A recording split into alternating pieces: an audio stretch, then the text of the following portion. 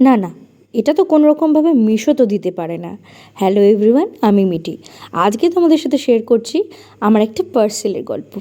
আমি কিছুদিন আগে মিশো থেকে কটা পাপোশ অর্ডার করেছিলাম। আসলে আমার বাড়িতে যে পাপোশগুলো ছিল সেগুলো একদম খারাপ হয়ে গেছিলো। তো একদিন মিশো খুলে হঠাৎ স্ক্রোল করতে করতে এই পাপোশগুলো দেখলাম।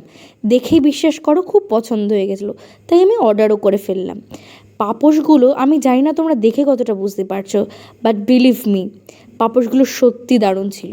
আর হ্যাঁ, এটা কিন্তু একটা কালার নয়, এর মাল্টিপল কালার ছিল।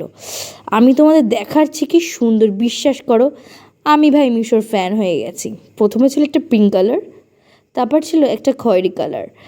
মিশো মানে আমি জানি না মিশো কীভাবে এগুলো দিচ্ছে। দেখো কি সুন্দর না, এটা ছিল একটা চকলেট কালার, আর পরেই ছিল একটা ব্ল্যাক কালার। আচ্ছা, আমি কিন্তু 5খানা পেয়েছি খুব কম প্রাইসে। তোমরা যদি নিতে চাও অবশ্যই কমেন্ট করে জানিও, আমি